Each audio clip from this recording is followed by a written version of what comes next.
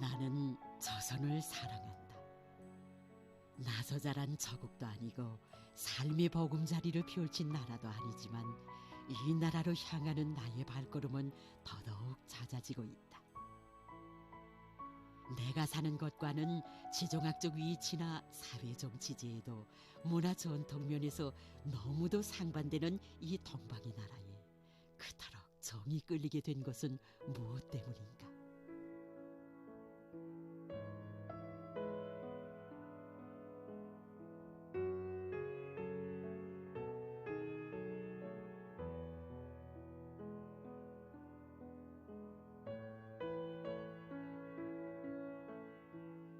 인간 생명을 탄생시키는 어머니들이 있어 그 기원으로부터 오늘에 이르는 인류사가 있고 앞으로 영원히 계속될 인류 미래사도 있다. 하지만 고도의 문명을 자랑하는 오늘까지도 무수한 어머니들이 여성 천시 남녀 불평등의 세월을 한탄하며 속절없는 한생을 피의 눈물로 적시고 있다. 나 역시 불평등한 사회를 저주하며 모성의 진정한 행복을 그토록 갈망하였다. 그러던 내가 조선에서 어머니란 이름이 진실한 사랑 속에 불리우는 희한한 세계를 보게 되었다. 평양산호는 그 세계의 한 부분이었다. 평양산호는 단순한 해산방조를 위한 병원이 아니라 여성들을 위한 종합적인 의료봉사시설이었다. 최근에 유선종양연구소까지 세워져 세계적인 문제로 되고 있는 여성들의 유선증과 유선암까지도 미리 예방하고 초기에 적발하여 치료해 줄 수 있게 되었다. 조사나 보육기로부터 시작하여 산모들의 병을 진단하고 치료하는 모든 설비들이 서방의 119 병원들에서도 보기 드문 최신 설비들이었다. 설비와 시설이 현대적인 것도 그러했지만 보다 감동적인 것은 더없이 훌륭한 의료봉사 체계였다. 검진으로부터 해산, 입원 치료에 이르기까지 모든 의료봉사가 아무런 조건 없이 무료라는 말을 평양산원에 가보지 못한 사람들은 선뜻 믿지 않을 것이다. 뿐 아니라 해산한 산모들에게는 산골을 비롯한 값비싼 보약제까지 국가 부담으로 보장되고 있었다. 몸보신에 특효가 있는 산꿀을 산모들에게 주는 것은 전통화되어 있었고 그 밖에도 곰열, 록태고를 비롯한 희귀한 보약제들도 보장되고 있었는데 그 모든 것이 무상이었다. 꿈 같은 세계를 돌아보느라니 나에게는 네 대를 한 뒤에서 맞다를 낳던 일이 떠올랐다. Basically, in Western countries, the moment woman discovers that she's going to become mother, it's a big worry. Everything is a worry. You worry in many countries if you would have enough money to give birth, because in many Western countries you have to pay for delivery and things like that. Working women also worry how they both will accept at work the news about their pregnancy, because many employers don't like when women become pregnant and they try to fire her. It happened to me during my second pregnancy. I lost my job. So when my first child was born, I was 26 and I was living in the Netherlands, and at that time we were still students, and life was very hard. We were poor. We had medical insurance, but at the same time in the Netherlands, if you want to have a baby delivered in a hospital, you still have to pay some money, and we could not afford that. I had medical problems, but then they only allow us to. I was in labor for 27 hours, and they only let us stay in the hospital for 24 hours. After 24 hours, we had to leave, me and the baby. So it was very, very hard time. And when my second and third children were born, it was in a different country. It was in Northern Ireland. And there you don't have to pay for delivery. One of my children, she became disabled because when she had like major attacks, so she starts having fever and convulsions in the middle of the night. And when we called the The doctor came and first question he asked us was, who is going to pay for my visit? And the child was lying there and dying, and he was asking who is going to pay money. And by the time the child was brought to hospital, she suffered brain damage, and that affected her whole life. She only lived 14 years after that. 어머니라고 하면 우선 새 생명의 탄생에 대해 이야기하게 된다. 자식을 낳아 훌륭히 키우는 것은 여성들의 신성한 권리이지만 누구도 대신할 수 없는 여성의 이 권리가 자본주의 사회에서는 돈 때문에 무참히 짓밟히고 있다. 날이 갈수록 더 많은 여성들이 자식을 낳지 않으려 하고 낳은 자식마저 버리는데, 이러한 사회적 비극을 두고 자본주의 나라들에서는 여성들의 자유로운 의사라느니 세계에는 인구가 차고 넘쳤다느니 하는 궤변으로 감싸고 있으며, 지어 미국에서는 아이를 버리는 것이 법적으로 허용되고 있다. 네덜란드 사람들은 자기 나라를 세계에서 가장 부유한 나라들 중에 하나라고 자부하고 있지만 모성의 이 권리를 지켜주지 못하고 있다.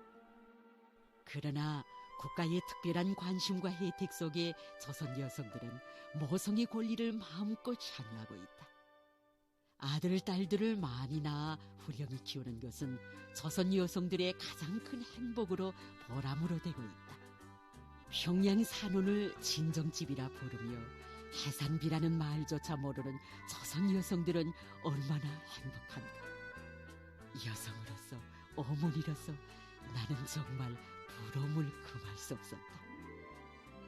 평양 산원에서 받은 충격은 옥류 아동병원에 대한 참관에서 더욱더 커졌다. 나는 그 어느 나라에서도 옥류 아동병원과 같은 병원을 본 일이 없다. 지금도 아이 쪽의 피검사를 무서워하던 일이 생생하다. 어머니가 나를 병원에 데리고 가자면 자기가 검사를 받는다고 거짓말까지 하여야 하였다.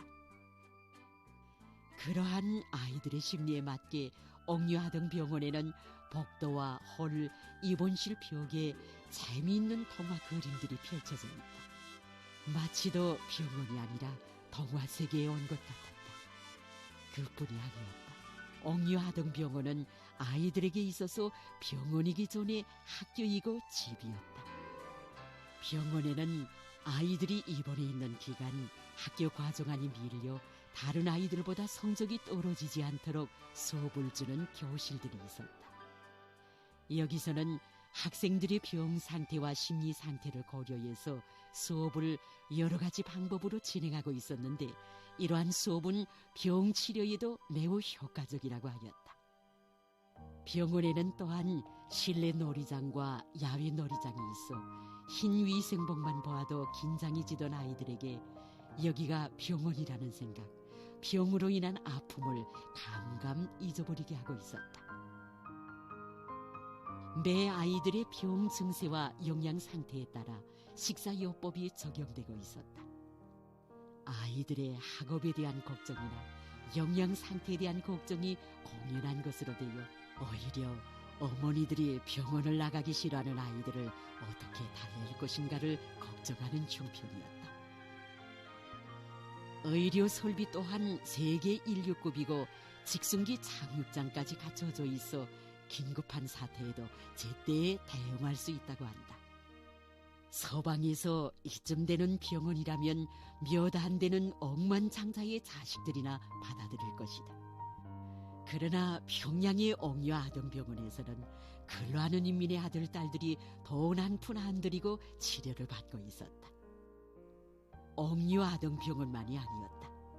국가적으로 정연하게 세워진 치료제도와 함께 타가소와 유치원, 학교와 야영소를 비롯하여 아이들을 위한 시설들마다에는 반드시 진료소가 있어 정상적으로 아이들의 건강을 관찰하며 병을 예방하고 있다. 날 때부터 건강관리부가 아이들의 건강을 담보하고 있다. 국가가 어머니들을 대신하여 자식의 건강을 책임지고 돌봐주는 세상, 이 얼마나 내가 사는 서방과 반이한 세상인가. When my daughter became ill in the capitalist society, that was a different story. And I remember overwhelming feeling of helplessness. You are just on your own completely with your child, and you have to find your own way in a medical system. You have to find the treatment for your child yourself. And my expectations were at that time that also people would not be indifferent, and they would actually support you, but nobody really cared. Sometimes when I'm here, my Korean friends are asking me why I look sad, and that's the moments when I think about my daughter. That's the moments when I think if she would be living in this country, she would never become ill in the first place, because that would have been prevented. And even if she would have become ill, she would not become disabled, and she would be still living healthy and happy life. 나는 10여 년 동안 아이 치료를 위해 여러 가지로 노력했지만 허상했다. 내 딸이 조선에서 태어나 자랐더라면 그런 불행을 겪지 않았을 것이다. 자식의 생명을 자신의 생명보다 더 귀중히 여기는 것이 어머니들이다. 자식은 어머니의 생의 전부라고 말할 수 있다. 지금도 길가에서 처녀이들을 볼 때면 딸의 모습이 눈앞에 떠올라 자연 슬픔에 잠기곤 한다. 하면서 나의 딸의 생명을 앗아간 자본주의 사회를 저주하게 된다. 태양이 만년장소를 녹일 수는 있어도 인간의 가슴속에 얼어붙은 슬픔과 소름은 녹여내지 못한다. 인간의 마음속 괴로움은 오직 사랑과 정으로만 녹여낼 수 있고 씻어낼 수 있다. 평양산원과 옥류아동병원만이 아닌 조선의 곳곳에 펼쳐진 참다운 인간 사랑의 세계는 돈밖에 모르는 사회에서 자식을 낳아 키우며 이 가슴에 서리서리 얽혀있던 비애를 말끔히 가셔주었다. 나는 구태여 긴 설명을 하지 않으려 한다. 어머니들을 제일로 아끼는 나라, 어머니들의 모든 소원을 현실로 펼쳐주는 조선이야말로 내가 꿈속에서도 그려보던 어머니들의 리상국이다.